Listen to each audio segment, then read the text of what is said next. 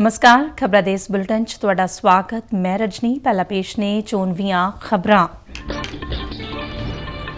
संसद भवन ਕੰਪਲੈਕਸ 'ਚ देश ਦੇ 16ਵੇਂ ਰਾਸ਼ਟਰਪਤੀ ਦੀ ਚੋਣ ਲਈ ਵੋਟਾਂ ਦੀ ਗਿਣਤੀ ਅੱਜ ਚੋਣਾਂ ਦੌਰਾਨ 99% ਤੋਂ ਵੱਧ ਵੋਟਿੰਗ ਦਰਜ ਹੋਈ ਸੀ।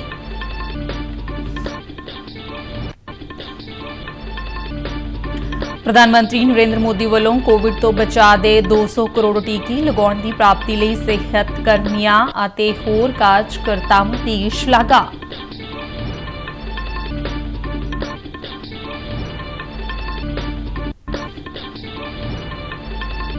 नैशनल हैराल्ड मामले ईडी वालों अज सोनिया गांधी तो पुछगिछ की जाएगी। बीजेपी आगू रविशंकर प्रसाद ने कहा कि कांग्रेस विधायक एजेंसियों के खिलाफ दुर्भावना का प्रदर्शन कर रही है।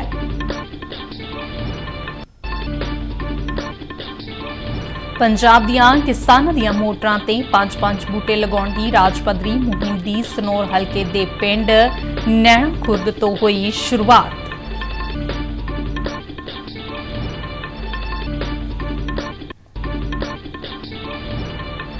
बरतानवी प्रधानमंत्री की दौड़ च भारती मूल के संसद मैंबर ऋषि सुनक ने 5वें पड़ाव विच भी जित दर्ज की।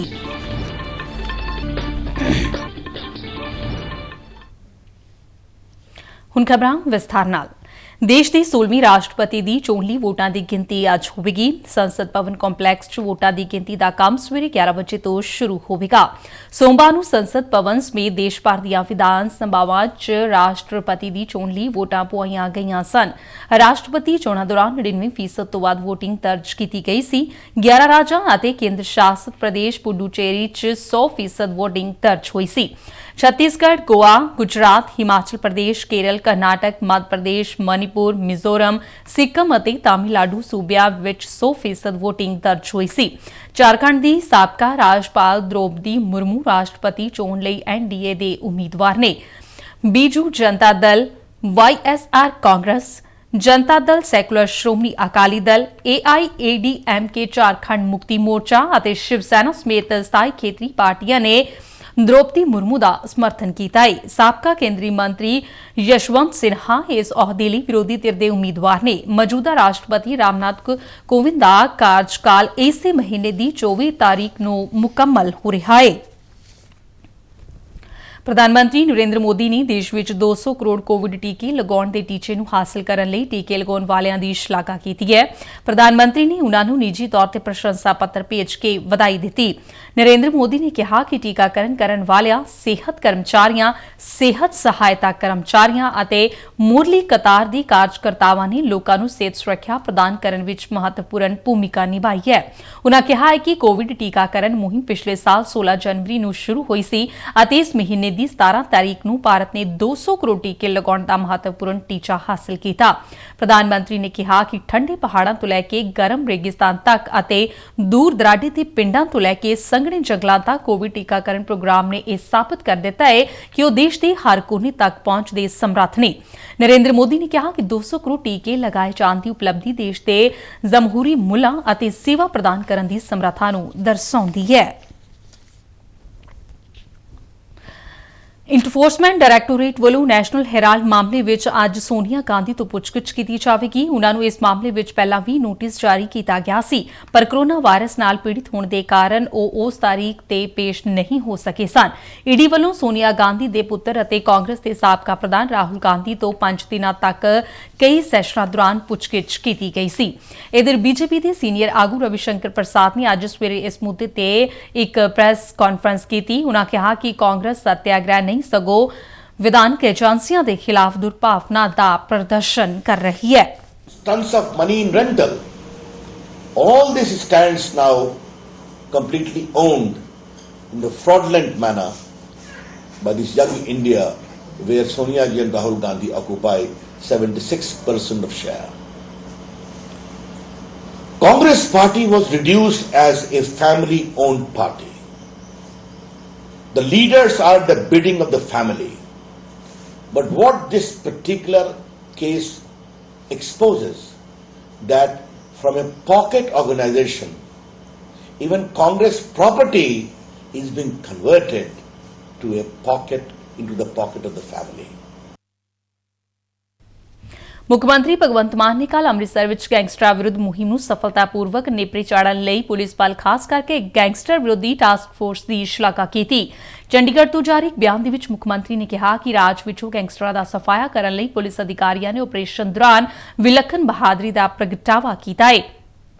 ਉਨ੍ਹਾਂ ਕਿਹਾ ਹੈ ਕਿ ਪੰਜਾਬ ਪੁਲਿਸ ਨੇ ਲੋਕਾਂ ਦੀ ਜਾਨ ਮਾਲ ਦੀ ਰਾਖੀ ਲਈ ਬਹਾਦਰੀ ਅਤੇ ਪੇਸ਼ੇਵਰ ਵਚਨਬੱਧਤਾ ਦੀ ਸ਼ਾਨਦਾਰ ਰਿਵਾਇਤ ਨੂੰ ਕਾਇਮ ਰੱਖਿਆ। ਕੱਲ੍ਹ ਗਾਇਕ ਸਿੱਧੂ ਮੂਸੇਵਾਲਾ ਦੀ ਕਤਲ ਵਿੱਚ ਕਥਿਤ ਤੌਰ ਤੇ ਸ਼ਾਮਲ ਪੰਜਾਬ ਦੇ 2 ਸ਼ਾਰਪ ਸ਼ੂਟਰ ਜਗਰੂਪ ਸਿੰਘ ਰੂਪਾ ਅਤੇ ਮਨਪ੍ਰੀਤ ਮੰਨੂ ਕੁੱਸਾ ਅੰਮ੍ਰਿਤਸਰ ਜ਼ਿਲ੍ਹੇ ਵਿੱਚ ਇੱਕ ਪੁਲਿਸ ਮੁਕਾਬਲੇ ਦੌਰਾਨ ਮਾਰੇ ਗਏ ਸਨ। ਮੂਸੇਵਾਲਾ ਕਤਲ ਕੇਸ ਵਿੱਚ ਗ੍ਰਿਫਤਾਰ ਹਰਿਆਣੇ ਦੇ 2 ਹੋਰ ਸ਼ਾਰਪ ਸ਼ੂਟਰਾਂ ਅੰਕਿਤ ਸੇਰਸਾ ਤੇ ਪ੍ਰਿਯਵਰਤ ਫੌਜੀ ਨੇ ਪੁੱਛਗਿੱਛ ਦੌਰਾਨ ਇਨ੍ਹਾਂ ਦੋਵੇਂ ਸ਼ਾਰਪ ਸ਼ੂਟਰਾਂ ਦੇ ਪੰਜਾਬ ਵਿੱਚ ਰੁਕੇ ਹੋਣ ਦੀ ਗੱਲ ਕਹੀ ਸੀ, ਜਿਸ ਤੋਂ ਬਾਅਦ ਪੁਲਿਸ ਨੇ ਸਰਗਰਮੀ ਨਾਲ ਇਨ੍ਹਾਂ ਤੇ ਨਜ਼ਰ ਰੱਖੀ ਅਤੇ ਰੂਪਾ ਤੇ ਮੰਨੂ ਦੇ ਅਟਾਰੀ ਨੇੜੇ ਪਕੜਾ ਖੁਰਦ ਪਿੰਡ ਲਾਗੇ ਇੱਕ ਮਕਾਨ ਵਿੱਚ ਛੁਪੇ ਹੋਣ ਬਾਰੇ ਇਤਲਾਹ ਮਿਲਣ ਤੇ ਪੁਲਿਸ ਵੱਲੋਂ ਘੇਰਾਬੰਦੀ ਕੀਤੀ ਗਈ ਅਤੇ ਇਨ੍ਹਾਂ ਦੋਵਾਂ ਨੂੰ ਆਤਮ ਸਮਰਪਣ ਕਰਨ ਲਈ ਆਖਿਆ ਗਿਆ, ਪਰ ਜਗਰੂਪ ਸਿੰਘ ਰੂਪਾ ਤੇ ਮਨਪ੍ਰੀਤ ਮੰਨੂ ਕੁੱਸਾ ਨੇ ਫਾਇਰਿੰਗ ਕਰਨੀ ਸ਼ੁਰੂ ਕਰ ਦਿੱਤੀ। ਪੁਲਿਸ ਵੱਲੋਂ ਜਵਾਬੀ ਫਾਇਰਿੰਗ ਕੀਤੀ ਗਈ। ਮੁਕਾਬਲੇ ਵਾਲੀ ਥਾਂ ਤੇ ਪਹੁੰਚੇ ਏਡੀਜੀਪੀ ਪ੍ਰਮੋਦ ਪਾਨ ਨੇ ਦੱਸਿਆ ਕਿ ਮਾਰੇ ਗਏ ਗੈਂਗਸਟਰਾਂ ਤੋਂ ਇੱਕ AK-47 ਰਾਈਫਲ ਅਤੇ ਇੱਕ ਪਿਸਤੌਲ ਬਰਾਮਦ ਹੋਇਆ ਹੈ। ਜਿਨ੍ਹਾਂ ਨੇ ਰੋਲ ਪਲੇ ਕੀਤਾ ਸਾਰੇ ਬੰਦੇ ਅਰੈਸਟ ਹੋ ਚੁੱਕੇ ਸੀ।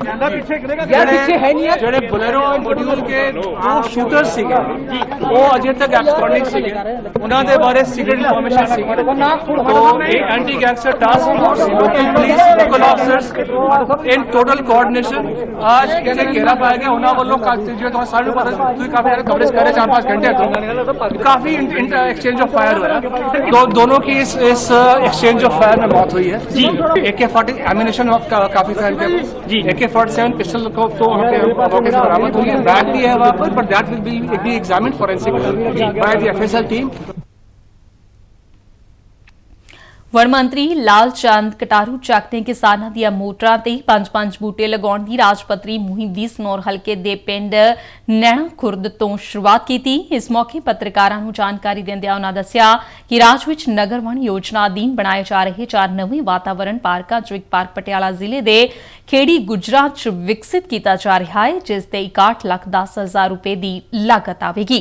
ਉਨ੍ਹਾਂ ਐਲਾਨ ਕੀਤਾ ਹੈ ਕਿ ਰਾਜ ਵਿੱਚ ਬਣਾਈਆਂ ਜਾ ਰਹੀਆਂ 154 ਗੁਰੂ ਨਾਨਕ ਬਗੀਚੀਆਂ ਚੋਂ ਇੱਕ ਬਗੀਚੀ ਹਲਕਾ ਸਨੌਰ 'ਚ ਵੀ ਬਣਾਈ ਜਾਵੇਗੀ।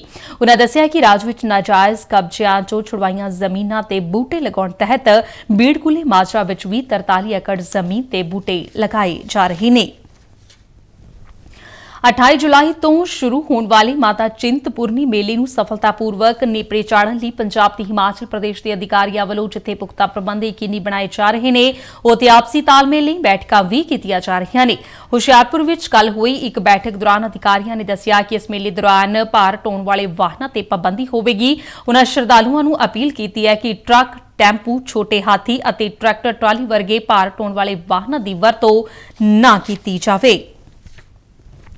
ਬਰਤਾਨਵੀ ਪ੍ਰਧਾਨ ਮੰਤਰੀ ਦੀ ਦੌੜ 'ਚ ਭਾਰਤੀ ਮੂਲ ਦੇ ਸੰਸਦ ਮੈਂਬਰ ਰਿਸ਼ੀ ਸੁਨਕ ਨੇ 5ਵੇਂ ਪੜਾਅ ਵਿੱਚ ਵੀ ਜਿੱਤ ਹਾਸਲ ਕੀਤੀ ਹੈ।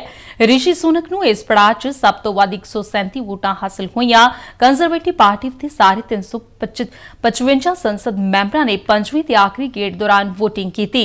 ਲਿਸਟਰਸ 113 ਵੋਟਾਂ ਹਾਸਲ ਕਰਕੇ ਦੂਜੇ ਸਥਾਨ ਤੇ ਰਿਹਾ, ਜਦਕਿ ਪੈਨੀ ਮੋਡੋਟ ਨੂੰ ਸਭ ਤੋਂ ਘੱਟ 105 ਵੋਟਾਂ ਮਿਲੀਆਂ ਅਤੇ ਉਹ ਹੁਣ ਪ੍ਰਧਾਨ ਮੰਤਰੀ ਦੀ ਦੌੜ 'ਚੋਂ ਬਾਹਰ ਹੋ ਗਏ ਨੇ। ਸੁਨਕ ਨੇ ਪ੍ਰਭਾਵਸ਼ਾਲੀ ਪ੍ਰਦਰਸ਼ਨ ਨੂੰ ਜਾਰੀ ਰੱਖਦਿਆਂ ਹੁਣ ਤੱਕ ਵੋਟਿੰਗ 'ਚ ਸਿਖਰਲਾ ਸਥਾਨ ਹਾਸਲ ਕੀਤਾ ਹੈ। ਹਰ ਪੜਾਅ 'ਚ ਉਸ ਦਾ ਫਰਕ ਪਹਿਲਾਂ ਨਾਲੋਂ ਵਧਿਆ ਹੈ। ਨਵੀਂ ਦਿੱਲੀ ਤੋਂ ਲਦਾਖ ਦੇ ਦਰਾਸ ਵਿਖੇ ਕਾਰਗਿਲ ਜੰਗੀ ਯਾਦਗਾਰ ਤੱਕ ਆਰਮੀ ਮੋਟਰਸਾਈਕਲ ਮੁਹਿੰਮ ਨੂੰ ਪਠਾਨਕੋਟ ਤੋਂ ਹਰੀ ਝੰਡੀ ਦਿਖਾ ਕੇ ਅਗਲੇ ਪੜਾਅ ਲਈ ਰਵਾਨਾ ਕੀਤਾ ਗਿਆ। ਇਹ ਮੁਹਿੰਮ 1999 ਵਿੱਚ ਕਾਰਗਿਲ ਜੰਗ 'ਚ ਪਾਕਿਸਤਾਨ ਤੇ ਜਿੱਤ ਦੇ 23 ਸਾਲ ਪੂਰੇ ਹੋਣ ਅਤੇ ਆਜ਼ਾਦੀ ਕਾ ਅੰਮ੍ਰਿਤ ਮਹੋਤਸਵ ਮਨਾਉਣ ਲਈ ਸ਼ੁਰੂ ਕੀਤੀ ਗਈ ਹੈ।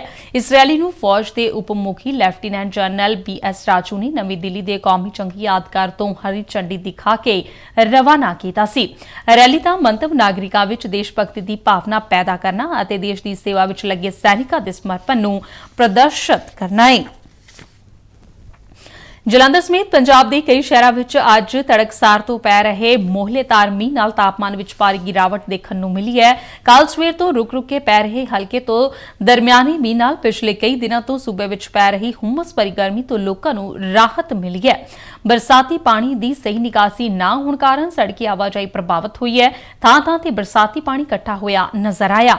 ਬਰਸਾਤ ਕਾਰਨ ਸਵੇਰ ਵੇਲੇ ਛੇਤੀ ਕੰਮ ਤੇ ਜਾਣ ਵਾਲਿਆਂ ਅਖਬਾਰਾਂ, ਦੁੱਧ, ਸਬਜ਼ੀਆਂ ਤੇ ਫਲਾਂ ਦੀ ਸਪਲਾਈ ਤੇ ਮਾੜਾ ਅਸਰ ਪਿਆ ਹੈ। ਮੌਸਮ ਵਿਭਾਗ ਨੇ ਅਗਲੇ ਕੁਝ ਘੰਟਿਆਂ ਦੌਰਾਨ ਪੰਜਾਬ 'ਚ ਇਸੇ ਤਰ੍ਹਾਂ ਦਾ ਮੌਸਮ ਬਣੇ ਰਹਿਣ ਦੀ ਭਵਿੱਖਬਾਣੀ ਕੀਤੀ ਹੈ। ਇਸ ਦੇ ਨਾਲ ਹੀ ਖਬਰਾਂ ਦਾ ਇਹ ਬੁਲੇਟਿਨ ਖਤਮ ਹੋਇਆ। ਜੋ ਆ ਗਿਆ, ਨਮਸਕਾਰ।